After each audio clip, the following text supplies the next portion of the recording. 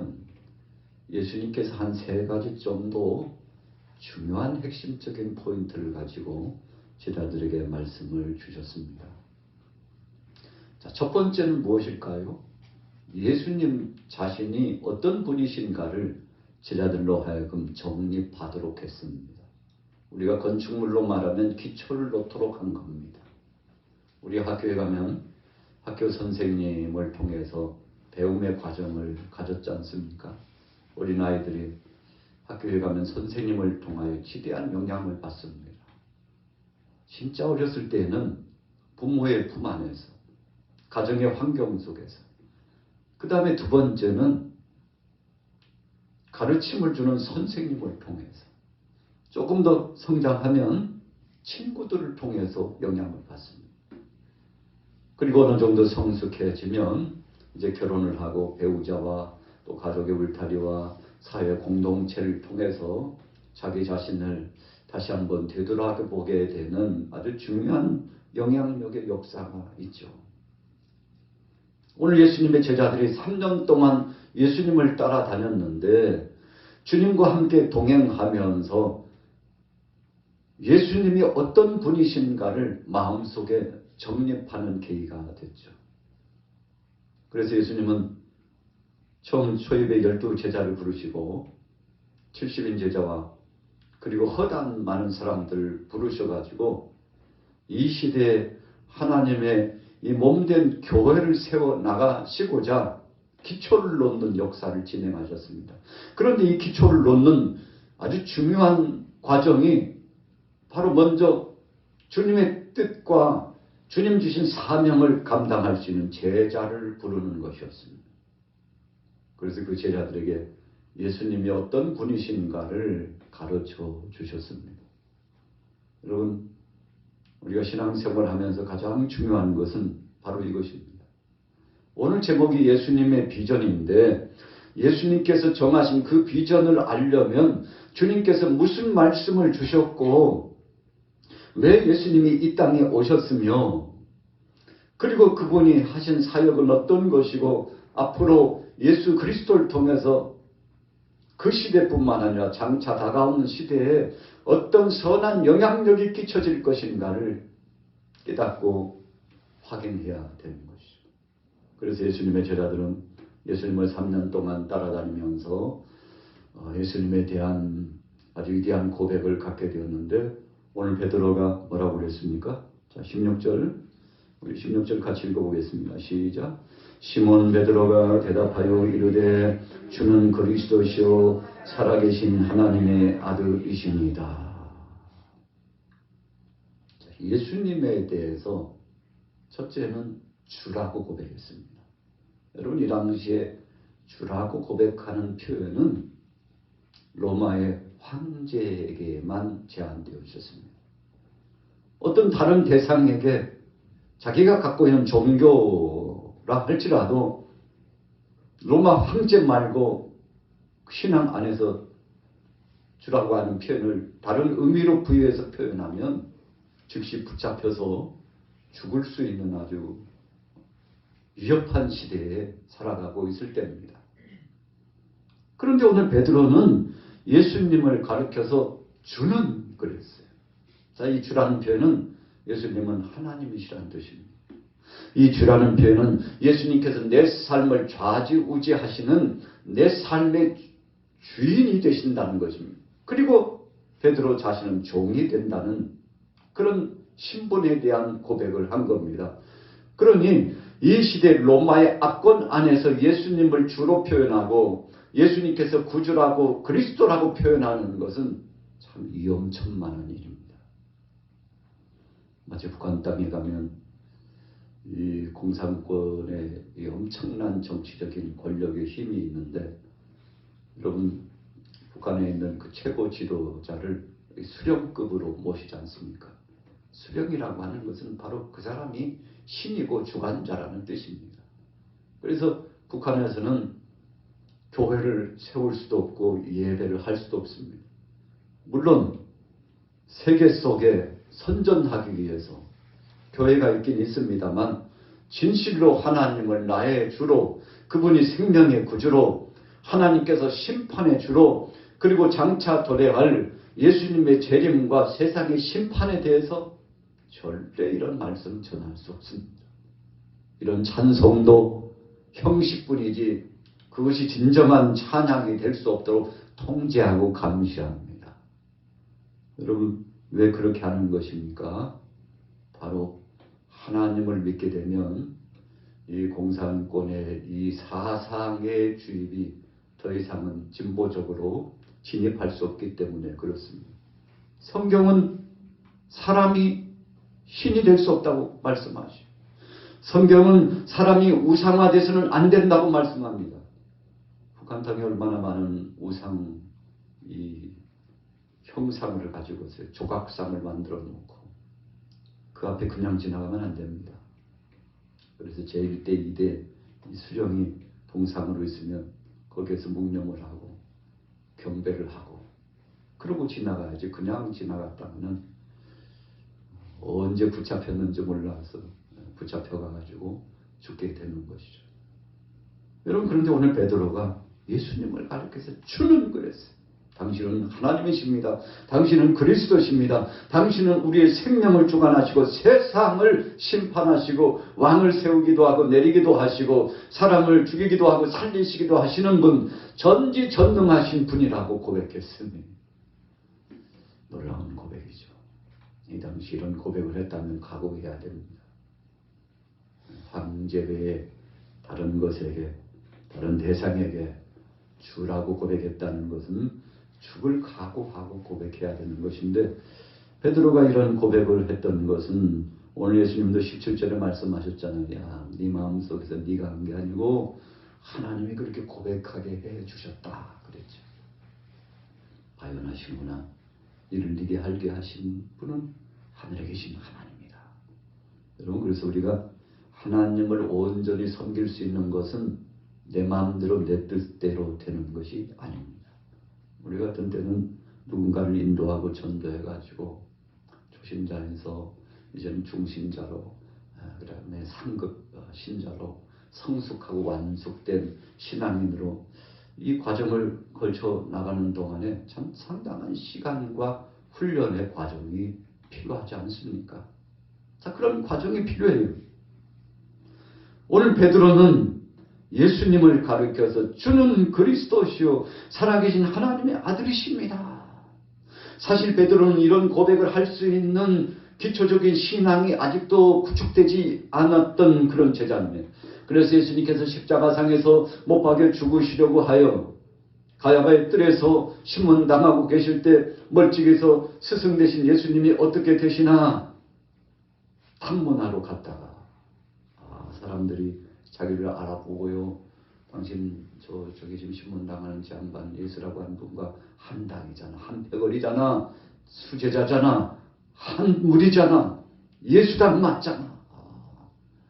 베드로를 향하여서 공략하기 시작하는데 견딜 수 없어요. 그러나 그 위기를 빠져나가야 되겠다고 생각했습니다.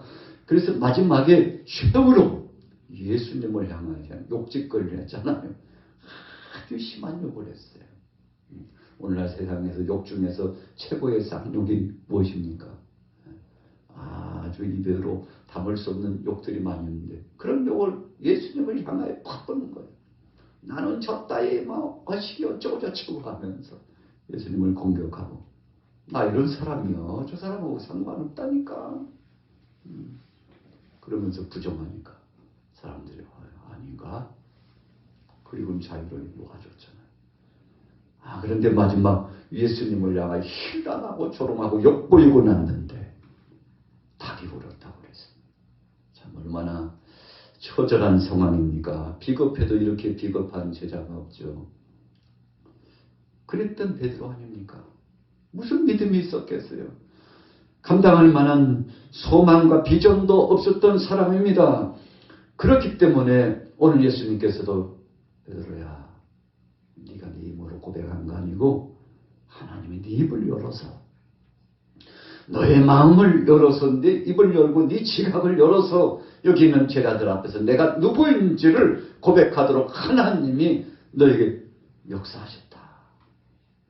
여러분 그러지만 제자들은 동일하게 이런 고백을 해야만이 진정한 제자가 되고 예수님의 비전을 알고 주님과 함께 동행자가 될 수 있었는데, 그러나 진심으로 주님을 그리스도로, 예수님을 메시아로, 만왕의 왕으로, 심판주로, 창조주이신 그분으로 고백하는 제자들은 없었다는 것입니다. 그래서 예수님 혼자 십자가를 지시고 아주 처절하게 능욕당하시고 죽으셨잖아요.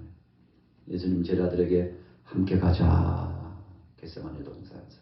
이제는 너희가 더 이상 기도할 수 없지. 피곤하고 권고하고 이제는 자고 쉬라. 얼마 지나지 않아서 예수님을 잡으러 오는 사람들과 더불어서 주님 이제 떠나시게 되지 않습니까? 십자가 지러 가셔야. 그때 예수님의 제자들 아무도 주님을 쫓아가면서 뒤따라가면서 여오시게들 우리 예수님만 잡아가지 말고 나도 잡아가라고. 저분과 나는 한패라고. 저분이 추구하시는 복음과 하나님 나라의 말씀을 우리가 같이 전했고, 당신들 저분이 그리스도인 줄 모르고 지금 행하고 있는 것은 정말 해서는 안 될 몹쓸 짓을 행하는 것이라고. 당신들이 몰라서 그렇지 저분이 바로 하나님이요, 우리가 조상적부터 기다렸던 메시아라고. 직접 자가면서 계속 선포해야 진정한 제자 아니었습니까? 그러나 예수님 따라간 제자들은 아무도 없었습니다. 왜 그렇습니까? 예수님에 대한 온전한 신앙의 정체성이 회복되지 않아서 그렇습니다. 우리가 신앙생활하면서 종종 넘어지는 이유가 무엇입니까? 환난과 핍박과 곤고와 악조건적인 상황이 오면 하나님 잃어버리고 그분 말씀도 기억지 않고 끊임없이 입술로 범죄하고 마음으로 범죄하고 상황적으로 행동으로 범죄하고 사람들 앞에 주님을 부정하고 가정스럽고 냄새나는 욕심적인 소욕의 일을 통해서 주님의 영광을 가리고 하나님 여호와의 이름 예수 그리스도의 이름을 욕보이는 이유가 무엇입니까? 그분이 살아 역사하시는 분이라고 인정하지 않기 때문에 그렇습니다. 여러분, 그분이 이 예배당에 임재하시고 여기에 함께 현현하신 분으로 생각하면 우리가 감히 이 거룩한 성소에서 여러분 주님의 그 이름을 망령되이 일컬고 또 등욕하는 그런 행동을 할 수 있겠습니까? 못하죠. 왜요? 불꽃 같은 눈동자로 그분이 감찰해 보고 계시다는 사실. 그래서 우리는 선악간에 모든 심판을 받을 수밖에 없는 정말 위중한 상황이라고 생각하면 그리 못하죠. 그분은 아니 계신다고 생각하고 우리 삶 속에 전혀 영향력을 주는 분이 아니라고 생각하고 그분 따로 나 따로라고 생각하기 때문에 그렇게 우리가 삶을 살아가고 입술로 엄청난 말들을 통해서 저주하고 그리고 하나님의 영광을 가리고 하나님이 주신 은혜도 잊어버리고 나의 자의적으로 살아가는 것처럼 내 힘으로 살아가는 것처럼 여러분 우리가 하나님의 영광을 가릴 때가 많은 거죠. 자, 보십시오. 18절입니다. 우리 같이 읽어보겠습니다. 18절 시작. 또 내가 내게 이르노니 너는 베드로라 내가 이 반석 위에 내 교회를 세우리니 음부의 권세가 이기지 못하리라. 자, 오늘 18절이요. 예수님의 비전입니다.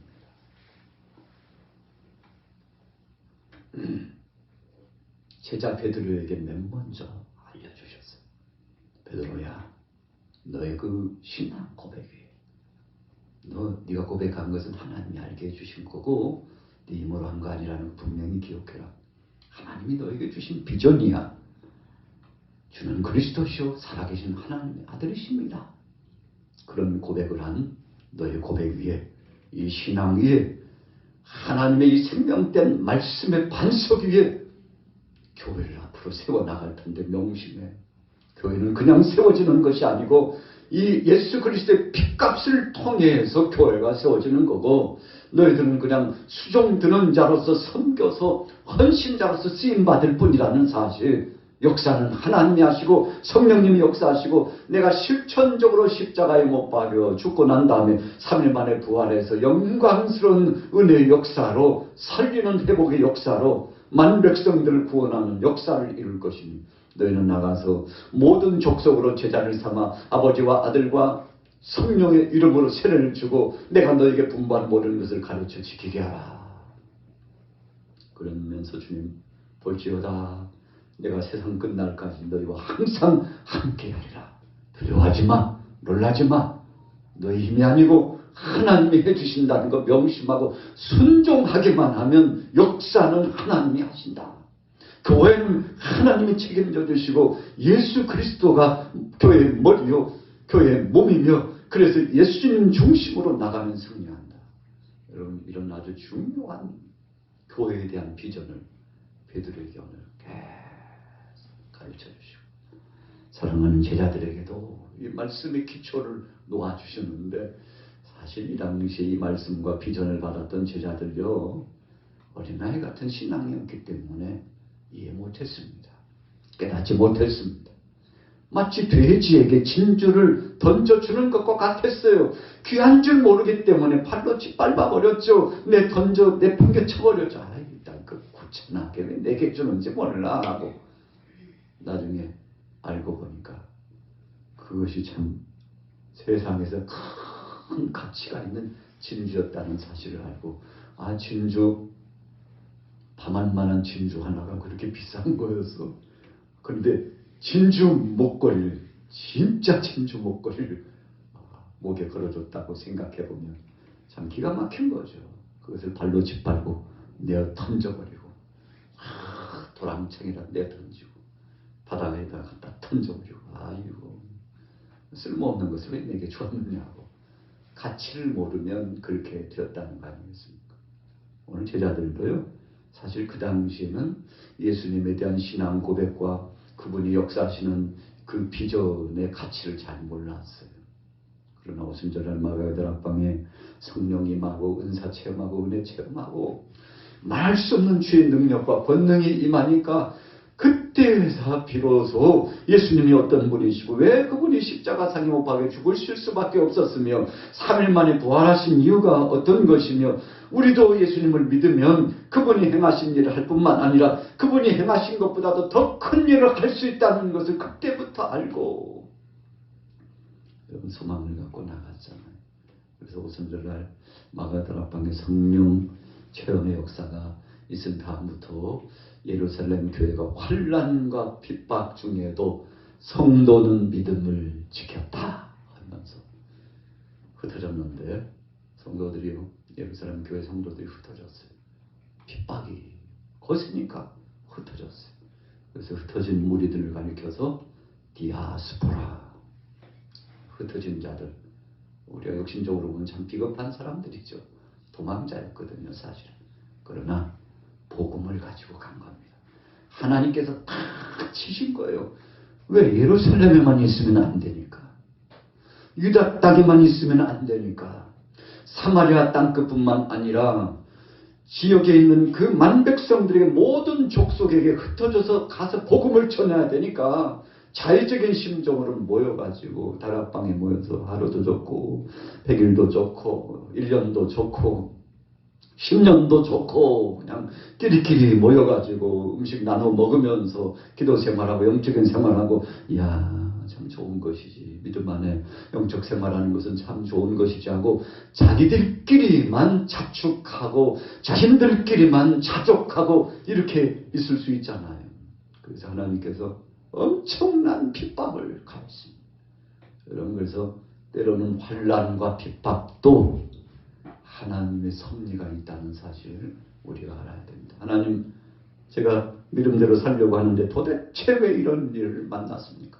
믿음 없을 때는 하나님 뜻대로 사역을 진행하고자 원치 않았을 때에는 아무런 일도 없고 만사태평했고 오히려 생각해보니까 믿기 전이 덜 잘 되는 것 같은데 믿은 다음에는 더 핍박과 혼란이 찾아오고 더 힘겨운 시련의 과정들이 찾아온 이유가 하나님 도대체 그 이유가 무엇입니까? 여러분 이 신앙생활의 이 신비를 알지 못하면 우리는 시험에 넘어집니다. 그러나 환난과 핍박도 하나님이 사랑하시는 방법이라는 것을 알면 우리가 간복하며 하나님 앞에 영광 돌리죠. 바울과 실라가 빌립보 성에 들어가가지고 복음을 증거하고 사역을 진행하는데 좀처럼 이방인들이 돌아오지 않아요. 기도할 뿐이에요. 하나님 앞에 맡기고 기도하는 거예요. 하나님, 왜 우리 사역 잘하고 있는데 마게도냐 사람 한 사람 중에 보여줘가지고 왜 우리를 이 땅으로 오게 하셨는지 하나님 참 이해 안 갈 때가 굉장히 많네요 하고서 하나님 앞에 한편에서는 은근히 불만족스러운 불만이 나올 수 있는 상황이에요. 복음을 전하는데 돌아오지 않아요. 사람들이 얼마나 강박한지. 그런데 여느 날과 같이 기도하러 기도처로 가다가 귀신이 들려가지고 귀신 빙자해가지고 귀신이 속삭여주는 그 소리를 들으면서 점을 치는 여종 하나를 봤는데 참 기가 막혀요. 영적으로 보니까 악한 귀신이 들어가가지고 바로 그 여종을 괴롭히고 있는 것이 영안이 튀어져서 다 보이고 참 그 영혼이 불쌍해요. 신라, 우리가 그냥 여기서 그냥 지나가면 안 되지. 가자고. 근접해 가가지고 그 악한 귀신의 역사를 쫓아냈습니다. 여종이 자유로운 몸이 되었어요. 몸에 평화가 찾아왔습니다. 귀신에 의해서 어쩔 수 없이 짓눌려서 조종당하면서 살았던 여인이 마음의 평화가 오고 행복을 되찾았는데 그 일 때문에 그 여종 때문에 이권을 가졌던 그 주인과 식솔들이요. 그뿐만 아니라 비슷하게 사역을 진행하고 있는 이웃 사람들이 바울과 실라를 고발합니다. 저 양반들이 우리 동네에 와가지고 우리 생업의 사업을 방해했다고. 우리가 돈 잘 벌고 저 여종이 점을 치는 것은 우리의 생업인데 우리 생업을 방해했다고.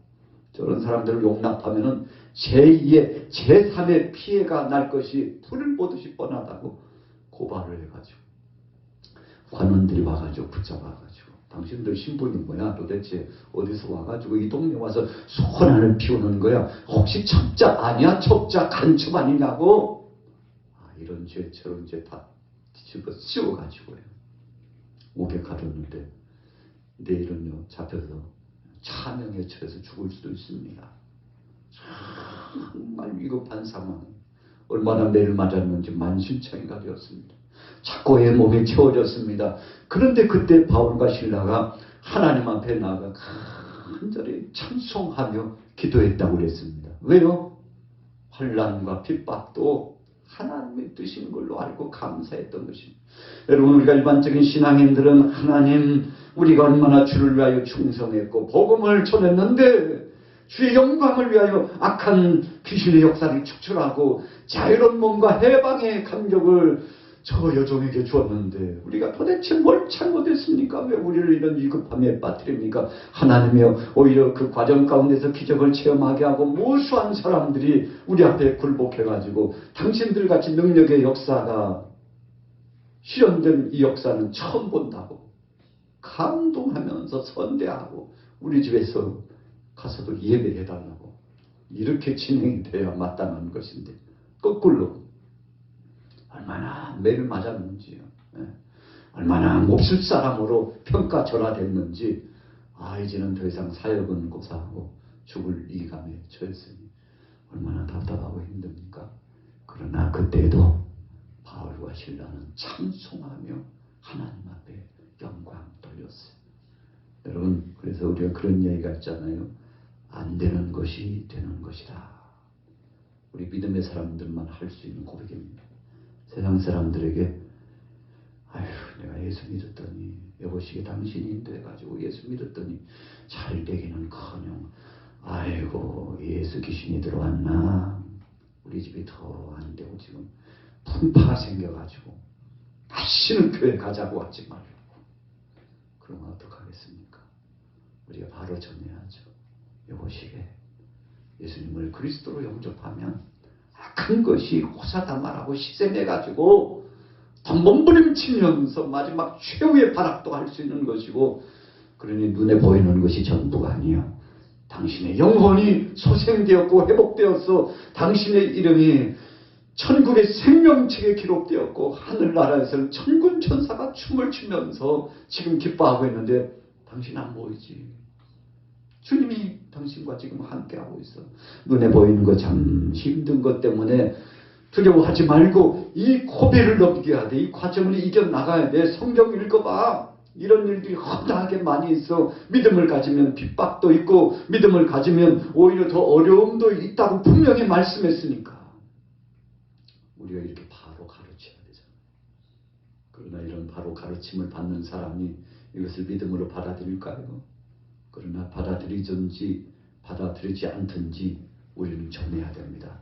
왜요? 역사는 하나님이 하시기 때문에.